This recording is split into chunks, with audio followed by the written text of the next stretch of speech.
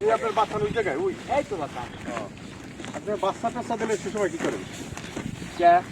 ঠান্ডা লাগে না বাচ্চা? বাচ্চা রাত্রে তো ঘরের ভিতরে উঠে রাখি। বাচ্চার জন্য ঘর আছে, বাসা আছে। এখন এখন যে গরুটা 20 লিটার দুধ দেয়, বর্ষাকালে এই গরুটা কত লিটার দুধ দেয়? দুধ 20 লিটার দুধ সব জায়গায় গরু নাই। 20 লিটারের গরু এখানে সেট হয় না। কত লিটারের গরু? এখানে দুধ 15, 16, 17 এই পর্যন্ত, 12, 13 এগুলো সেট হয়। সেটাই। তাছাড়া 20 লিটার গরু সব সময় ডাক্তার, মনে করে সব সময় ডাক্তার লাগে। এর মানে বলতেছেন আমাদের চিকিৎসা করতে করতে দেখা গেল একটা বানি পাওয়া গেল। 3 বার ফানান লাগবে, তাহলে 3 বার ফানান লাগবে। 3 বার ফানানের এই দেশে আইন নাই, 2 বার ছাড়া হবে যায়। এক কথায় বেশি দুধের গরুতে ডাক্তারের সাথে সাথে আপনি থাকি নাকি? ডাক্তার থাকেই, তারপরে ডাক্তার না থাকলেও ডাক্তার ফোন নাম্বার আছে। এই সমস্যা ডাক্তার কবে এইটা চিকিৎসা এটা চিনবেন কেন? ওটা একবার নষ্ট হয়ে গেছে। আপনার মতে কি তাহলে 15টাতে বা 16টা এরকম বা 12 থেকে 15 লিটার গরুগুলোই ভালো হয়? এগুলো সেট এই মাটির জন্য, এই জায়গায় সেট। এর বেশি আর 8 মণ 25 30 লিটার গরু এই জায়গায় না সেট হয় না। সেটাই সেগুলো নষ্ট হয়ে যায়। নষ্ট হয়ে যাওয়ার সুযোগ লাগিয়ে থাকে। হ্যাঁ হ্যাঁ হ্যাঁ।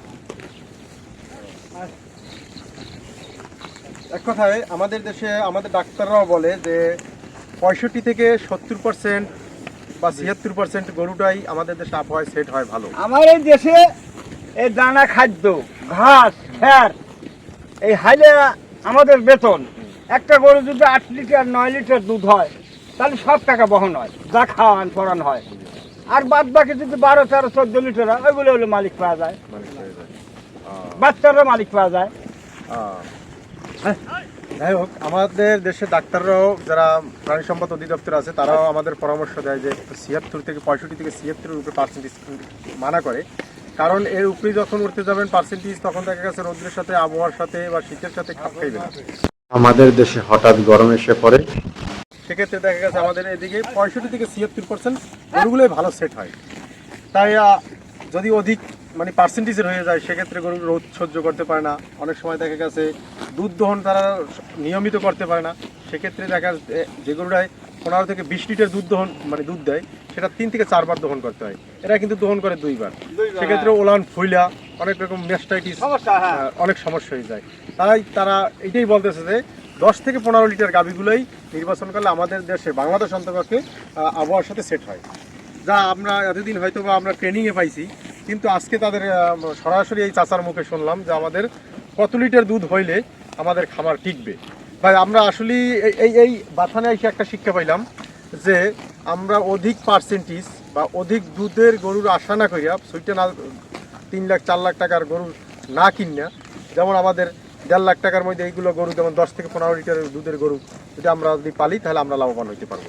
এছাড়া কিন্তু যখনই 20 লিটার দুধের দিক যাবেন তখন কিন্তু আমার গরুর ওই এক কথায় এরা বলে হোকার পিছে গরুর নাকি ডাক্তার লাগাই রাখা সব সময়, তাহলে আমরা লাভবান হইতে পারবো না।